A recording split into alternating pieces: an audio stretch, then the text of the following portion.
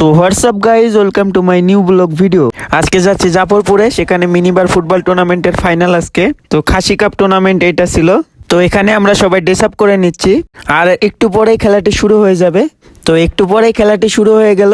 এখানে সাদা পরিত জার্সি দলটি হচ্ছে রাজশাহী, আর লাল জার্সি পরিত দলটি হচ্ছে জাফরপুর একাদশ। এখানে আমি জাফরপুর একাদশের হয়ে খেলছিলাম। এখানে আমি বল পাই এবং একটা ম্যানকে বিট করি, আবার পরে আর দ্বিতীয় ম্যানকেও বিট করি এবং গোলে শুট দিই, এবং অল্পর জন্য গোলটি মিস হয়ে যায়। বড় আক্রমণে বিপক্ষ টিম। তো এখানে মানিক ভাই অসাধারণ ডিফেন্স দিচ্ছিলেন, সে কারণেই সহজে গোল হচ্ছিল না, বিপক্ষ টিম গোল আমাদের দিতে পারছিল না।